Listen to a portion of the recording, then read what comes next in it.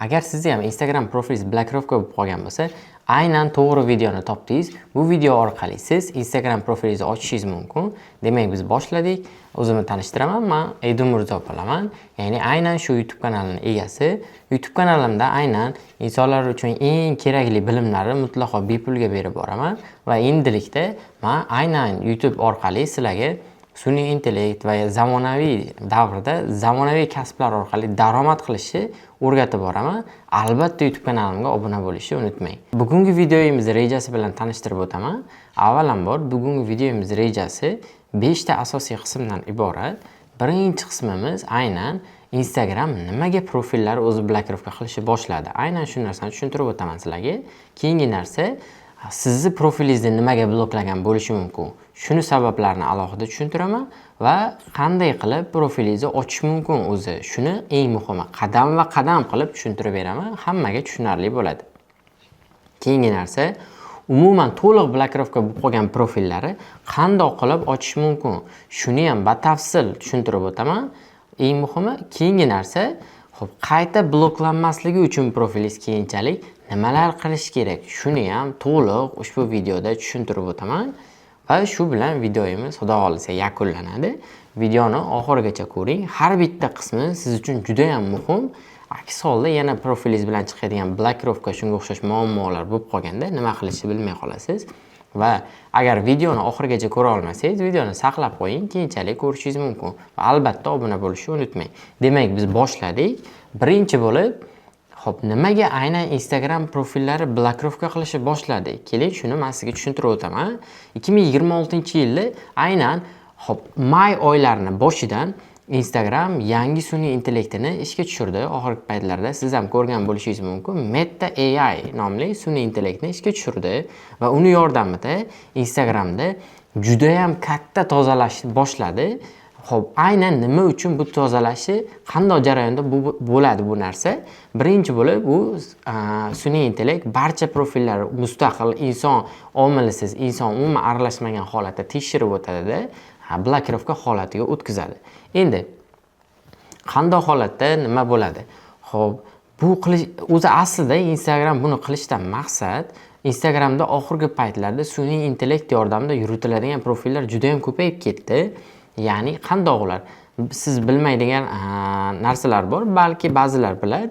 Ya'ni oxirgi paytlarda sun'iy intellekt orqali Claude va ozgina dasturlash yordamida shunaqa profillar yaratilyapti. Mutlaqo umuman u profilga odam kirmaydi. Profilni o'zi sun'iy intellekt ulangan bo'lgani uchun sun'iy intellekt yordamida rasm, videolar tayyorlaydi-da. Profilga o'zi joylab turib, sun'iy intellekt o'zi kontent planlarini o'zi qilib, har kuni hattoki 3-4 ta postlarni ham o'zi mustaqil inson omilisiz joylab borayotganda va bu holatda sun'iy holatda bo'lsa ham yaxshigina prosmotrlar ba'zilari yig'ayotgan edi. Lekin bu narsa umri uzoqqa cho'zilmadi.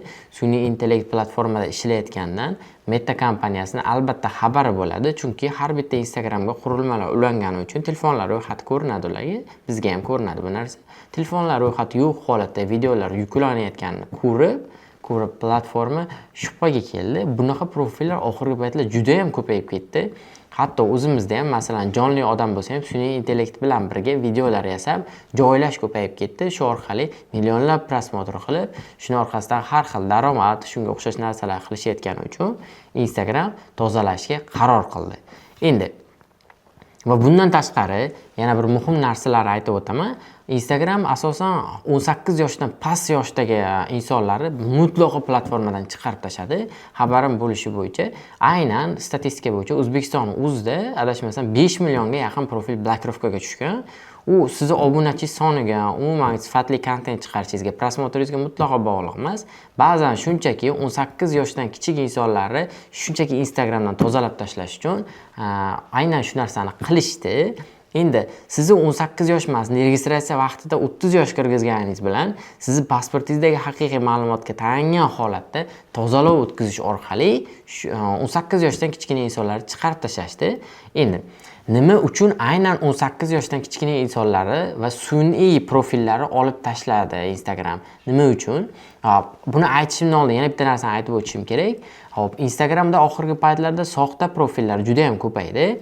Xo'p, soxta profillarda aynan yo'qotish maqsadida ham Instagram bu narsani qildi. Ya'ni nima uchun bu 3 ta narsa bo'yicha tozalov o'tkazilyapti? Yosh, ya'ni sun'iy profillar, soxta profillar nima uchun Instagram yo'qotmoqchi? Sababi haqiqiy ijod qiladigan insonlarni qoldirish orqali tez orada Instagramda butun dunyoda testviy rejimda bundan avval Hindistonda bo'layotgandi bu funksiya. Bu safar butun dunyoda Instagram xuddi YouTube platformasiga o'xshab prosmotrlarga yaxshigina pul to'lash maqsadida aynan shu tozalovlarni o'tkazyapti deb men o'zimni tushunishim bo'yicha, o'zimning analizlarim bo'yicha shu narsani aytishim mumkin. Hozirgi holatda nima uchun men mutaxassisligim sifatida yoki bo'lmasa analizim bo'yicha aytyapman? Sababi men ancha vaqtlardan beri 3,5 yildan beri Instagramda yirik biznes egalarini, mutaxassislari shaxsiy brendini yuritish bilan ham faoliyat olib boraman. Albatta jamoa bilan. Bu holatda Instagram bo'yicha misol istalgan platformada biz insonlarga, kuchli insonlarga shaxsiy brend quramiz. Xuddi shunaqa shaxsiy brend qurayotganda aynan har bitta platformaning yangiliklarini, har bitta platformaning keladigan yangiliklarni o'rganish sizga ancha ustunlik beradi. Shu bo'yicha o'rganib chiqishlarim bo'yicha Instagram kelajakda aynan prosmotrlarga pul to'lashni maqsad qilyapti. Nima uchun, qandoq keladi u pullar desangiz, xuddi YouTube platformadagiga o'xshab Instagramga target reklamalari beriladi. Aynan target reklamalari sizni profilingiz orqali videolaringiz ichiga joylanadi. Targetga qo'yiladigan videolar videongiz o'rtasidan chiqib keladi, xuddi YouTube'ga o'xshab. Shuni evaziga targetga ajratilgan biznes egalari to'lagan summani qanchadir qismini sizga daromad sifatida to'lab berishadi. Bu juda ham yaxshi narsa, ayniqsa Instagramda profilni yurgizadigan insonlar uchun. O'ylaymanki, siz ham aynan Instagram profilingizni yuritishga harakat qilasiz bu gaplardan keyin, chunki Instagram orqali bitta kasbga aylanishi mumkin, sizga daromad olib kelishi mumkin kelajakda bu funksiya ishga tushirilgandan keyin. Xo'p, endi ba'zi bir ma'lumotlarga qaraganda Instagram endi bu rasmiy ma'lumot emas, insonlar vahimasi bo'lishi ham mumkin. Instagramni nimaga bloklashdi? Sababi maqsad insonlarni shaxsiy pasport ma'lumotlarini olish degan fikr ham insonlar orasida keng tarqaldi. Lekin bu fikrlar katta ehtimol bilan xato deb hisoblayman. Chunki platformaga bu narsadan unchalik manfaat yo'q. Chunki Meta platformasi bilasizlar, juda ham Meta kompaniya yirik. Mijozlarini, ma'lumotlarini kimlarga sotgandan ushbu katta kompaniya undan ko'ra misol haqiqiy misol insonlarga hozirgi holatda eng talabgor platforma bo'lib turibdi Instagram. Shu orqali insonlardan misol daromad qilish yoki insonlarga o'ziga yana ham bog'lash, ishonch orttirishga harakat qilsa qiladiki, lekin bunaqa kompaniyalar kelajakda insonlarning ma'lumotlarini yig'ib sotadigan kompaniya emas. Shaxsan o'zim ayta olaman, YouTube'da masalan sizning sir raqamlaringiz, shaxsiy ma'lumotlaringiz, yashash manzilingizgacha hammasini olishadi, lekin hech qachon birorta ma'lumotni chiqarib olishmaydi internetga. Shuning uchun tashvishlanmasangiz ham bo'ladi. Shunchaki ma'lumot o'rnida bu narsani aytib o'tdim. Instagram pasportini, misol odamlar ma'lumotlarni yig'ish uchun ham qilyapti degan mish-mishlar oddiy insonlar o'rtasida platformalarda muhokamalar ham bo'lyapti oxirgi paytlarda. Aynan bu ma'lumotlar o'zbeklar ichida bo'lmasa ham inglizlar ichida bu narsa bo'lyapti. Xo'p, endi aytib o'tganimdek, yuqorida xullas bu ishlar barchasi haqiqiy insonlarni platformada qoldirib, Instagram orqali insonlarga daromad qilish imkoniyatini yaratish maqsadida bo'lyapti. Va boshqa tomondan olib qaraganda bu narsa ham juda ham foydali deb hisoblayman. Sababi Instagramda haqiqiy odamlar qoladi. Ya'ni meni yuzimni qo'yib boshqa bir kishi profil ochib ola olmaydi. Bu juda ham zo'r narsa, chunki sizni qilgan mehnatingizni ko'chirib, obunachi yig'ib, undan daromad qilib tursa, masalan, bu noto'g'ri narsa. Shuning uchun bu juda ham yaxshi deb hisoblayman. Xo'p, endi aynan sizni profilingizni bloklanishiga keling, sabablari, yana qo'shimcha sabablarni ko'rib chiqamiz. Agar sizni ham profilingiz blokirovkaga tushgan bo'lsa, demak, siz mana shulardan bittasini qilgan bo'lishingiz mumkin. Birinchisi, hozirgi vaqtda ko'pchilik kommentariyada plus qoldiring deb turib, avto chatbotlar ishlatishyapti. Chatbot nimaligini tushuntirib o'taman qisqacha. Chatbot aynan sizga deylik qandaydir videolaringizni ko'rganda insonlar yoki qaysidir stories, postingiz bilan farqi yo'q. Videolaringizni ko'rganda aynan qaysidir harakatni bajargandan keyin, masalan, kommentariyada plus qoldirgandan keyin u direktiga sizda tezkor, misol qandaydir ma'lumot beraman degan bo'lsangiz, qiymatli videoyingizda plus qoldiring degan bo'lsangiz, plus qoldirsa kommentariyada foydalanuvchi unga aynan kerakli ma'lumotlarni bot avtomatik sizni ishtirokisiz jo'natib beradi. Hatto millionta odam bir vaqtda plus qoldirsa ham ularga tezlik bilan kerakli ma'lumotni jo'natib beradi va eng muhimi u ma'lumotni jo'natishdan oldin haligi foydalanuvchini obuna qilishga majbur qiladi. Bu orqali video orqali keladigan obunachilar sonini yana ham tezroq oshirish imkoniyatini beradi chatbot. Chatbotlar aynan hozirgi vaqtda o'chirib qo'yishingizni tavsiya qilaman. Qanaqa chatbot bo'lgani bilan, to'g'ri chatbot ishonchli bo'lishi mumkin, lekin qayta bir xabarni chatbot jo'natganda Instagram bu narsani shubhali deb hisoblaydi va aynan profilingizni blokirovka qilib qo'yishiga sabab bo'ladi. Xo'p, endi ba'zilar qo'shimcha xizmatlar ulagan bo'ladi sun'iy intellekt orqali qandaydir qulaylik bergani uchun profiliga. Shu sababli ham profil blokirovka bo'lib qolyapti. Chunki sun'iy intellekt inson harakatisiz o'zi bajarib tashlayapti va bir harakat qayta katta tezlik bilan sodir bo'lgani uchun ham Instagram platformasi sizni blokirovka qilib qo'yapti profilingizni. Endi keyingi narsa, agar siz targetdan foydalanadigan bo'lsangiz, o'zingiz biznes profilingizda targetda mijozlarga siz bir xil xabarni juda ham ko'p jo'natgansiz. Masalan, ba'zilar Instagramda kimdir unga yozsa, misol sizga qanaqa mahsulot kerak edi degan xabarni kopiya qilib turib, qayta har bitta foydalanuvchiga jo'natadi. Bu narsa Instagramda platformasida shubha keltirib chiqaradi, sababi bir xil xabarni jo'natyapti. Bu firibgar degan fikr paydo qilgani uchun platforma tozalov vaqtida shu kabi xabarlarni jo'natgan profillarni blokirovka qildi. Va undan tashqari, xo'p, yana bitta narsa, sun'iy intellekt shunchaki sizni bloklab qo'ygan bo'lishi ham mumkin. Sababi sun'iy intellekt u xato qiladi, platformada inson emas u. Sizni shunchaki soxta deb o'ylab ham blokirovka qilib qo'ygan bo'lishi mumkin. Ozgina shubhali tuyulsangiz, ehtiyot chorasi sifatida. Va endi videoyimizning ikkinchi qismi ham yakunlandi. Shu bilan uchinchi qismiga o'tamiz. Uchinchi qismda endi xavotir olmang, profilingizni blokirovka qilgani bilan buni ochishi iloji bor. Xo'p, buni qanday ochish mumkin? Sizga tushuntirib o'taman bu narsani. Birinchi o'rinda, agar sizni profilingiz blokirovka bo'lgan bo'lsa, unga ulangan emailga ham xuddi shunaqa email kelgan bo'ladi. Unda sizni profilingiz blokirovka qilingan va 180 kun ichida siz bu narsani qayta ko'rib chiqish uchun ariza jo'natishingiz mumkinligini aytadi. Ya'ni siz yana Instagram profilingizga qayta kirishingiz kerak. Agar chiqib ketib qolgan bo'lsangiz yoki o'sha profilingizga kirganingizda ekraningizda sizni Instagram profilingiz blokirovka bo'ldi degan yozuv chiqadi. O'sha yozuvda sizga aytilgan bo'ladi, 180 kun ichida siz qayta ko'rib chiqish uchun, profilingizni ochish uchun ariza berishingiz mumkin. Ya'ni suspended account deydi bu narsani ingliz tilida, ya'ni vaqtinchalik akkauntingizni pauza qilib to'xtatib qo'yish. 180 kundan keyin to'liq o'chib ketadi, lekin ungacha siz akkauntingizni qaytarib olish imkoniyatingiz bor. 180 kun ham yarim yilga teng degani. Endi xavotir olmang, bu holatda sizni obunachilingiz, profilingiz umuman Instagramdan yo'q bo'lib ketgani yo'q, shunchaki vaqtinchaga pauza qilindi. Bu vaqt ichida Instagram profilingiz umuman qidirganda ko'rinmaydi. Bundan tashqari yaqinlaringiz bilan chatlar xuddi sizni akkauntingiz o'chib ketgan holatda ko'rsatadi, lekin umuman xavotir olmang, akkauntingiz o'chib ketmagan bo'ladi. Buni tiklash uchun xuddi o'sha profilga kirganingizda pastki qismida ariza jo'natish uchun tugma turadi ko'k rangda. O'sha tugmani bosasiz. Bosganingizdan keyin o'sha joyda sizga emailingizni kiritishingizni yoki telefon raqamingizni kiritishingizni so'raydi. Siz o'sha joyga emailingizni kirgizasiz. Bitta narsani aytib o'tay, ko'pchilik o'ylaydi, akkauntga ulangan emailni kirgizishim kerak deb o'ylaydi, lekin bu narsani mutlaqo qizig'i yo'q, ahamiyati yo'q. Meni o'zim ham 10lab profillar ochdim yaqin orada va birortasida masalan u profilga ulangan emailni ishlatmadim. Siz ham xohlagan o'zingiz ishlatadigan aktiv emailingizni yozib turib, muhim narsa aynan ochilgan ochilmagan to'g'risida ma'lumotni ham tekshirib turing. Shu emailga keladi javobi ochildi yoki ochilmadi deb. Endi, xo'p, o'sha joyda siz emailingizni kirgizganingizdan keyin sizni emailingizga kod jo'natadi.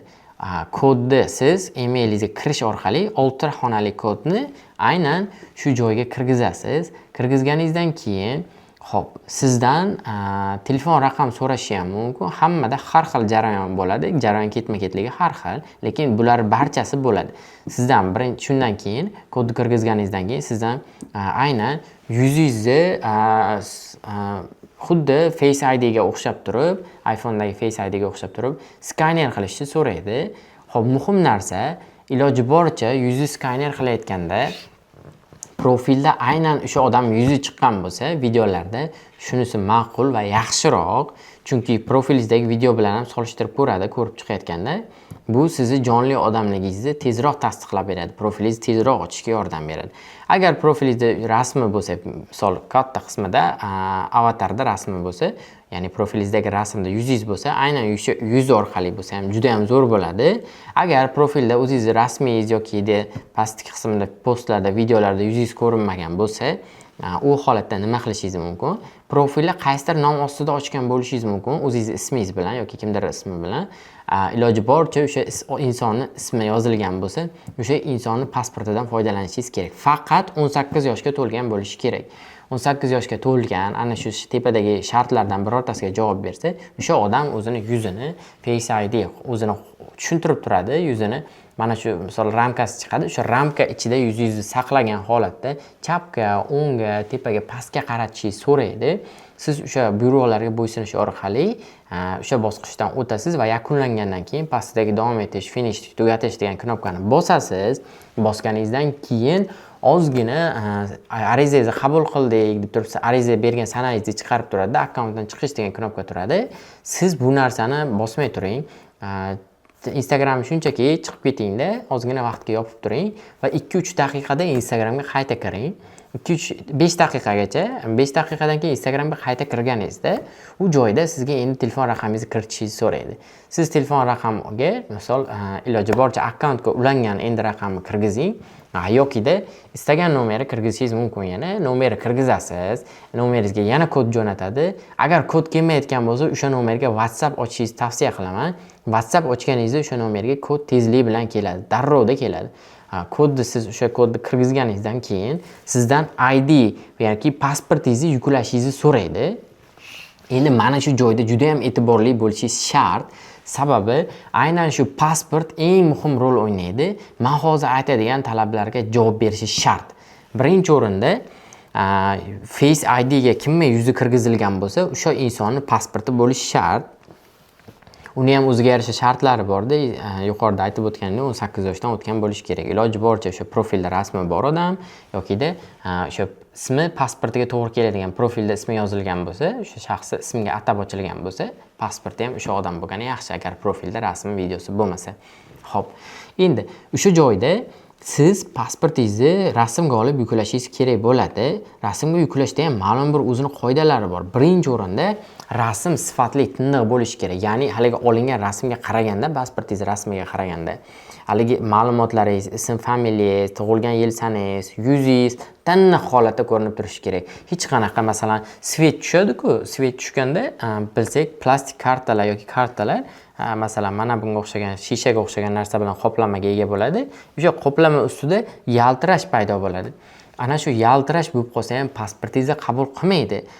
Qabul qilmagandan keyin 2 martadan ko'p harakat qilsangiz, profilingiz to'liq blokirovkaga tushib qoladi.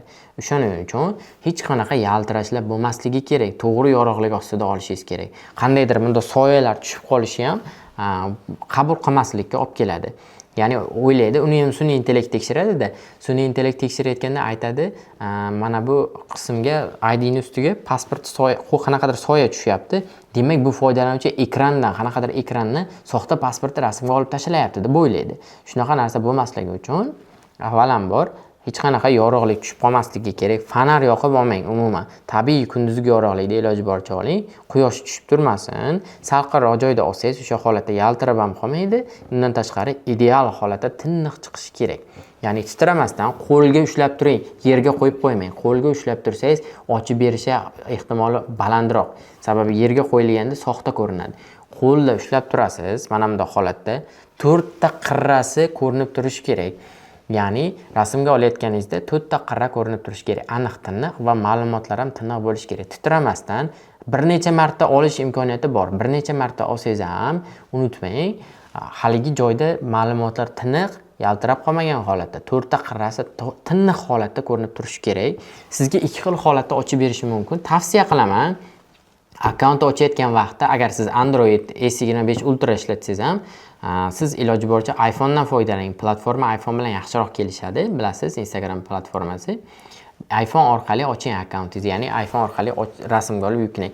Galeriyadan rasm yuklash tavsiya qilmayman. U joyda ochilayotgan agar galeriya imkoniyatini bersa, ikki xil usulda o'zi kamera ochib beradi. Misol pasportingizni rasmga olib jo'nating degan vaqtda birinchi variantda o'zi avtomatik to'rtburchak ramka ichida olishingiz kerak bo'ladi. Uni olish qiyinroq. Ana shu ramkaga 4 ta ID ni 4 ta qirrasi to'g'ri kelishi kerak. Pasportingiz yoki IDingizni rasmingiz bor qismi 4 ta qismi to'g'ri kelishi kerak va olayotganingizda titramasdan tiniq holatda olinishi kerak.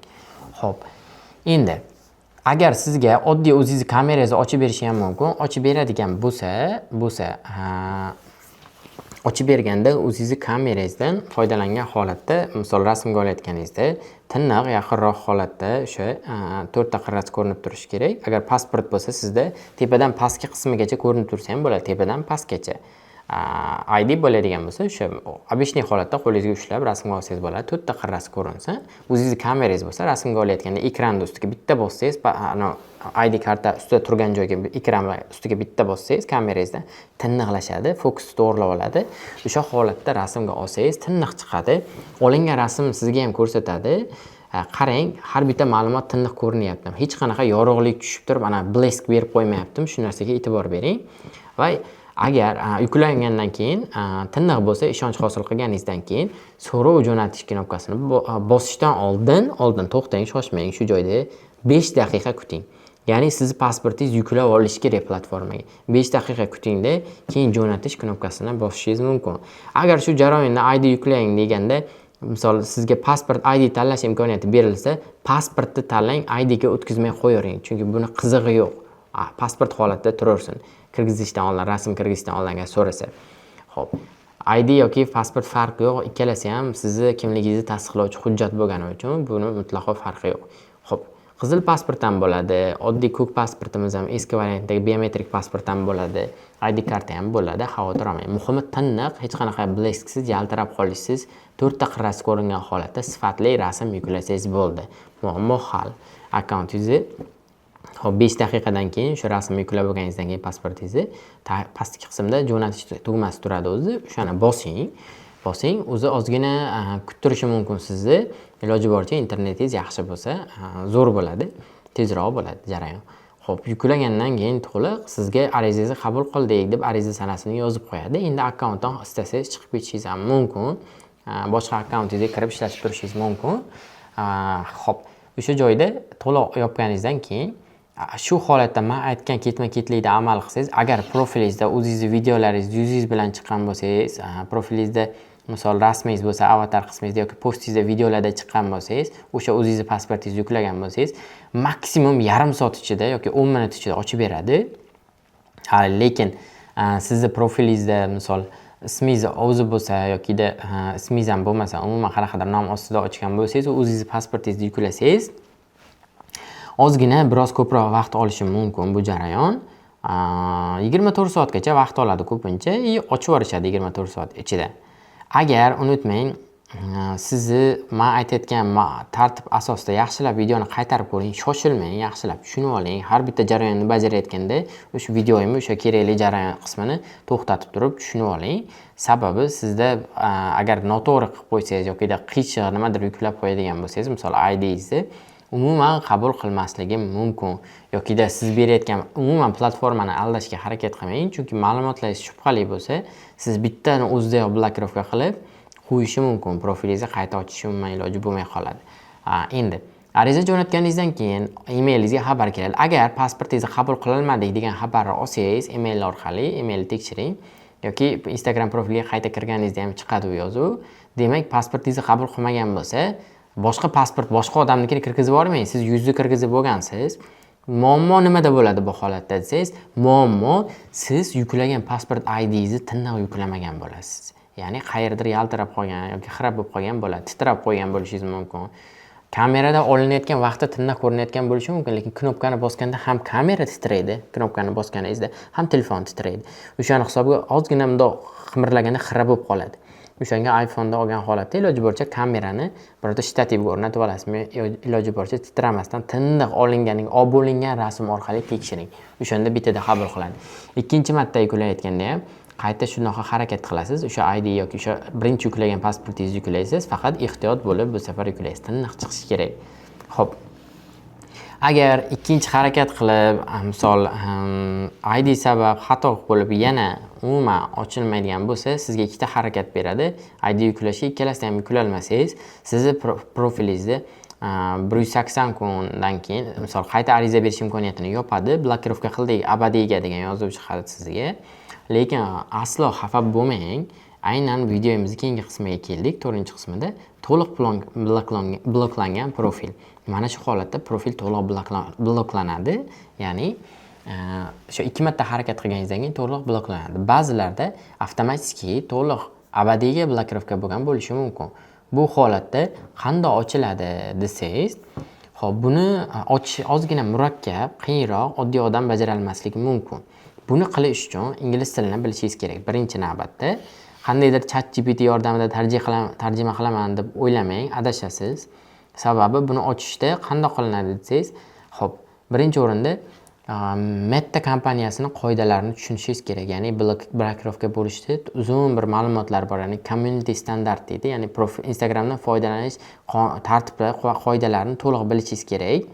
Hop, endi keyingi narsa ingliz tilini yaxshi bilishingiz kerak. Shu orqali siz blokirovka bo'lgan profilga ariza jo'natish imkoniyati bo'lmaydi. To'g'ridan to'g'ri jonli chat olib borasiz. Meta kompaniyasining agenti, ya'ni xodimi bo'ladi. Aynan shu bilan shug'ullanadigan. O'shanga bog'lanib turib, undan akkaunt ochib berish to'g'risida so'raysiz ingliz tilida to'liq.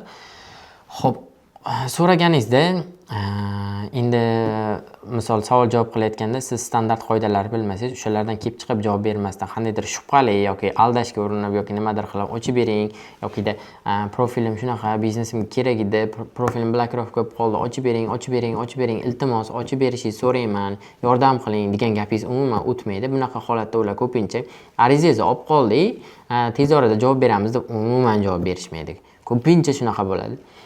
To'g'ri tartib qoidalar asosida qilingan so'rov sizni profilingizni ochib berishi mumkin va ba'zan shunaqa holat bo'ladi.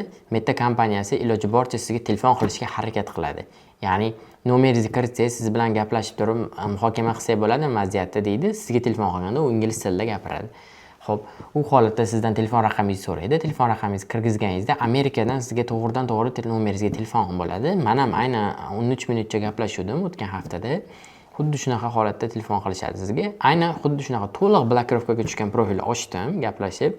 Chunki men Instagramda tartib qoidasini hammasini har bittasini yodlab o'qib chiqqanim uchun ochib berilaman. Bu kimdir tartib qoidasini tushunmasdan o'zboshimchalik bilan men ochib beraman degan gapiga ishonib qolmang. Agar siz o'zingiz mustaqil o'zboshimchalik bilan harakat qilsangiz, nima bo'ladi?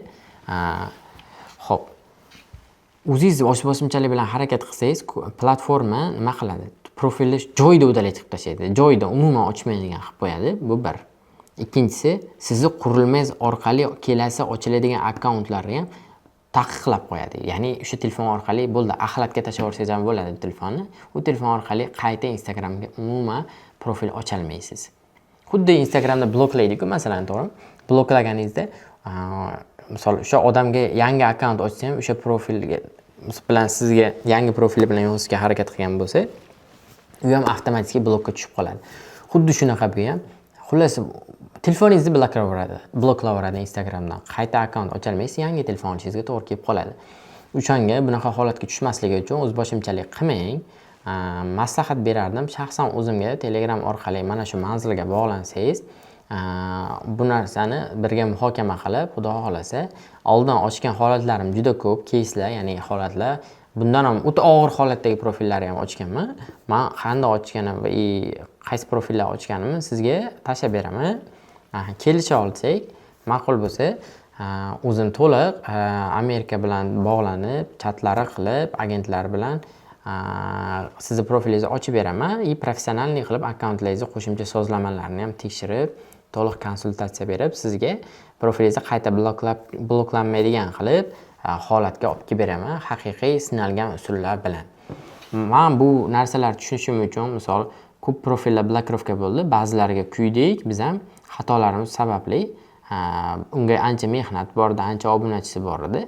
insonlar oxirgi paytlarda juda qiynalishdi bu masalada. O'shaning uchun yordam beradigan maqsadda bu videoni chiqardim. Lekin shaxsan o'zim orqali akkaunt ochtirmoqchi bo'lsangiz, vaqtimiz bilasiz, qadrli narsa. Pulli, bu xizmat pulli afsuski, chunki bunga garantiya beriladi 100% ochib berishga va qo'shimchasiga qayta blokka tushmaydigan holatga keltirib berishga 100% kafolat berilgani uchun. Xo'p, yokida o'zingiz ochmoqchi bo'lsangiz, o'zingiz bemalol ochishingiz mumkin. Lekin siz akkauntingiz ancha mehnatingiz ketgan bo'lsa, ko'proq obunachingiz bo'lsa yoki doimiy klientlar bazasi bo'lsa sizda ochtirishni maslahat beraman. Sababi bu holatda bitta xatoyingiz sizni profilingizni qaytib ochmaydigan holatga keltirib qo'yishi mumkin. Lekin hozirgacha tushuntirgan bilimlarim men bu narsani tekshirilgan, haqiqiy ish beradigan bilimlarni sizga tushuntirdim. Sizni profilingiz qandaydir blokirovka bo'lib qolishini menga hech qanaqa deylik foydasi misol yo'q. Sizni profilingizdan ayirib men foyda topmayman. Lekin profilingizni ochsangiz, albatta bu videoni saqlab, yaqinlaringizga jo'nating. Blokirovka bo'lgan odamlar ham videolarini ochib olsin. Eng muhimi bitta obuna tugmasini bosib qo'yish orqali meni keyingi chiqadigan foydali kontentlarni qo'llab-quvvatlagan bo'lasiz. Kimdir shu xizmatni masalan Toshkentda yoki qaysidir viloyatda dasturchiman, programmistman deb turib, bu narsani ochib berish uchun pul olyapti. Lekin ularda xizmat 50-50 ochilsa pulingizni oladi, ochilmasa yokida pulingizni misol ochilmagan taqdirda ham o'z qismini oladi, qolgan qaytarib beradi. Xizmat haqi harakat qilganimiz uchun deydi. Yokida agar profilingiz ochilib qolsa katta summa olishyapti. Lekin men achindim shunaqa odamlarga. Shuning uchun o'zim aynan mana shu video orqali tushuntirishga insonlarga qaror qildim. Xo'p, endi keyingi narsa, umuman to'liq bloklangan profillarni ochish ko'rdik siz bilan. Endi oxirgi videomiz oxirgi qismiga keldi. Qayta bloklanmaslik uchun nimalar qilish kerak? Ya'ni ochib bo'lgan profilingizni yuqoridagi ishlagan, amal qilgan holatda ochgan bo'lsangiz videoni qayta blokirovkaga tushib qolmaslik uchun nima qilishingiz kerak? Xo'p, birinchi eng muhim tavsiyam 100% ish beradigan tavsiyalarimdan bittasi Meta Verified degan narsa bor, ya'ni galochka. Instagramga galochka sotib oling. Xo'p, ko'pincha hozirgi holatda agar olmagan bo'lsangiz, birinchi oy bepul bo'ladi yokida $1 atrofida pul olishi mumkin sizdan. Hech bo'lmasa aynan o'zi agar oylik doim yonib qoladigan bo'lsa, $8 dan $108 gacha har xil uni ham varianti, imkoniyati har xil. $8 ligini o'zi sizga yetadi. 7.99 bo'ladi, $8 ga olishingiz mumkin. Xo'p, uni olishingizni tavsiya beraman. Tavsiya emas, olishingiz shart. Hech bo'lmasa 1 oyga oling. Shunda profilingiz umuman blokka tushmaydigan bo'lib qoladi. Hech bo'lmasa 1 oyga olishingiz shart.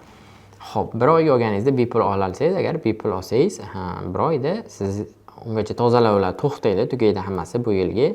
Undan tashqari qayta blokirovkaga tushmaydi, chunki uni ham pasport orqali olganingiz uchun. Foyda tomonlari uni qidirganda birinchi o'rinda chiqadi va ozgina siz axvatingizga, prosmotrlaringizga biroz foydasi bor. Lekin juda ham katta emas, chunki siz chiqarayotgan kontentingiz yaxshi bo'lsa, sizga galochka ham o'zi aslida kerak emas, lekin endi nima qilaylik? Instagram ham blokirovka qilib tashyapti-da hammani. Iloji yo'q. Mehnatimizga achinamiz har bittamiz. Chunki kimdir uni pulga yurgizdiradi, kimdir qanchadir mehnat qiladi, uni ustida gapirish ustida ishlaydi. Kontent olish oson emas, o'rtoqlar. Masalan, aynan shu videoni olish uchun juda ham ko'p harakat, juda ham vaqt. Bu videoni olgandan keyin montaj qilish kerak, platformaga joylash kerak. O'zingizlar tushunasizlar, kontent qilganlar bu narsa oson emas. Tem bo'li YouTube formatdagisi ham oson emas. Chunki uzun-da u video. Instagramdagi endi 40-30 sekund, lekin ko'pchilik animatsiya qo'shaman, chiroyli montaj bo'lsin deb turib, endi unga ham mehnat qiladi. Dekoratsiya qilish uchun rasxod qiladi. Shuncha mehnatni endi yo'q bo'lib ketishi inson ichi achiydi-da. O'shaning uchun profilingizni o'sha bitta galochka oling, ozgina pul qizg'anmasdan. Xo'p. Chunki siz Instagramdan agar rostdan ham daromad topayotgan bo'lsangiz, endi olmasangiz ham bo'lmaydi-da. Xo'p, keyingi narsa, hech bo'lmasa agar umuman buni qilmayman degan taqdiringizda ham ikkinchi narsa, nastroykada mana shu joyga kirsangiz, sizda yuzingizni skaner qilish qismi bo'ladi. Yuzingizni xuddi mana ID-ni misol qildik-ku, tushuntirdim videoda. Xuddi shunaqa qilib skanerlab qo'ying, aylantirib bu yoqqa boshingizni o'girib o'rgatadi o'zi. Skanerlab qo'ying. Bu blokka tushib qolgan taqdirda ham ochishingizni yana ham osonlashtirib beradi. 10 minutda ochilgan bo'lsa, endi 5 minutda ochib olasiz, shunaqa qilib qo'ysangiz. Umuman blokka tushish ehtimoli 90% ga pasayadi shunda. Endi keyingi narsa, xo'p, iloji boricha Instagram akkauntingizga ulangan telefon raqam va emailga boshqa akkaunt ochmang. Ya'ni bitta akkaunt, bitta nomerga, bitta telefon raqamiga bir dona akkauntni ulab qo'ying. Aynan o'sha bitta akkauntga ulangan bo'lsin. Boshqa akkauntlar ulamang. Bu narsa sizni yana ham profilingizni blokirovka bo'lib yoki yo'q bo'lib ketishdan asraydi. Xo'p, endi muhim narsa, oxirgi paytlarda o'sha chatbot sun'iy intellekt ancha rivojlandi. Sinovdan o'tmagan chatbotlar yoki sun'iy intellektlari umuman profilingizga ulashishni maslahat bermayman, chunki siz profilingizni shuncha mehnatingizni yo'qotishingiz mumkin. Bu degani klientlaringizni yo'qotasiz, siz shuncha qilgan mehnatingizni yo'qotasiz. Umuman olganda inson juda joni achiydi bu narsaga. Xuddiki ancha ekin qilib, o'sishini, unishini kutib, endi natija berayotgan vaqtda haligi bog'ingizni yo'qotgandek bo'lasiz. Xuddi shunaqa holat. O'shaning uchun profilingizni asrang, chunki u sizning mehnatingiz, undan natija olyapsiz, daromad qilyapsiz. Instagram sizni profilingizni olib qo'yishdan manfaat topmaydi. Nabarot, siz profilingizni yurgizsangiz, prosmotrlar yaxshi bo'lsa, platformada insonlar ushlab ko'payadi. Bu insonlar ko'payishiga yordam beradi. Kontentlaringizni chiqarsangiz, Xudo xohlasa, kelayotgan yil oxirigacha menimcha O'zbekistonda ham o'sha prosmotrga pul to'lash to'liq Instagramda ochiladi. Bu narsa haqida keyingi videolarda yana men gapirib, batafsil tushuntirib o'taman. Xudo xohlasa, aynan YouTube kanalimda galochkani qanday bepul olsa bo'ladi bir oyga, 2 oyga qanday olsa bo'ladi, galochkani arzonroq qayerdan olsa bo'ladi, hammasini sizga tushuntirib, ko'rsatib beraman. Va Instagramda daromad qilish ochilsa ham birinchilardan bo'lib tushuntirib, ma'lumot berib boraman. Ya'ni endilikda shunchaki sun'iy intellektni ishlatish emas, haqiqatdan daromad qilishlar orqali o'zim aynan sinalgan, ya'ni men qatdandir olib, misol yo'q bilimlarni sotib nimadir qilib o'tirmayman. Mutlaqo bepulga mana shu YouTube'da o'zidan men daromadim o'zimga yetarli. YouTube'dan shundoq sizga bepulga o'zim biladigan tajribalarni, tekshirilgan, pul olib keladigan bilimlarni berib va qanday pul olib kelish mumkinligini, u narsani qayerdan pul topasiz, shularni ham to'liq sizga tushuntirib beraman. Xudo xohlasa, kontentlar bundan keyin yana ham chiqishi tezlashadi. Chunki o'sha amaliy yana ham kuchliroq bilimimizni chuqurlashtirdik. Undan tashqari keyingi videolarda Instagram orqali million prosmotr qilish, YouTube ochish, YouTube'da qanday yurgizish mumkin, qanday pul topsa bo'ladi platformalar orqali to'liq shu narsa haqida gaplashamiz. Bu videolarni boshqa YouTube kanaldan topolmaysiz. Obuna bo'lib qo'ying, chunki bunaqa bilimlar, masalan, bir kishi sizga o'zini daromad usulini o'rgatyapti degani, o'zini sirlarini ochyapti degani. Siz shunchaki qo'llab-quvvatlang va men sizga shu narsalarni o'rgataman. Bitta obuna bo'lish yetarli. Siz ham meni yo'qotib qo'ymaysiz. O'sha qimmatli chiqqan videolarda sizdan hech narsa ketmaydi, hech narsa yo'qotmaysiz. Lekin qaysidir videoyim tufayli o'zingizga daromad keltiruvchi hunarli kasbni, zamonaviy kasbni o'rganib olish imkoniyati sizda bo'ladi. Xo'p, endi agar tushuntirgan tepadagi ma'lumotlarim haqiqatdan ham foydali deb hisoblasangiz, obuna bo'ling, kommentariyada o'zingiz fikringizni qoldirsangiz, men xursand bo'lardim. Agar foydasi tegmagan bo'lsa, obuna bo'lmay qo'yavering bemalol. Xo'p, endi agar sizga ham Instagram akkauntingizni haqiqiy Instagram shaxsiy brend quruvchi platformalarda tajribali, ancha yillardan beri yurgizadigan shaxslar tomonidan kafolatli profilingizni ochtirmoqchi bo'lsangiz, misol ikkitalik aytdimki, yuqorida ikkita harakatdan keyin blokirovka bo'lib qolganmi yoki umuman hali harakat qilmagan bo'lsangiz, yana ham yaxshi tezroq ochiladi. O'sha holatdagi profilingiz bo'lsa va ochtirmoqchi bo'lsangiz, Telegram orqali mana shu adresga murojaat qiling. Lekin xizmat pulli. Iloji boricha o'sha profildan daromad qilmoqchi bo'lgan shaxslar aloqaga chiqqaninglar yaxshi. Oddiy insonlar uchun bu qo'shimcha rasxodda. Lekin profil orqali daromad qiladigan yoki qilmoqchi bo'lgan yoki qilib kelayotgan insonlar blokirovka qilib qo'ygan bo'lsa, bemalol murojaat qilinglar. 100% kafolat bilan ochib beriladi profilinglar. Sog' bo'ling, salomat bo'ling. Shu joyda videoyimiz o'z yakuniga yetdi. Meni kuzatib turgan, meni qo'llab-quvvatlagan har bitta insonga rahmat. YouTube kanalimni kuzatishda davom eting. Edim Mirzo sizga eng qimmatli videolarni chiqarib boradi. Xayr.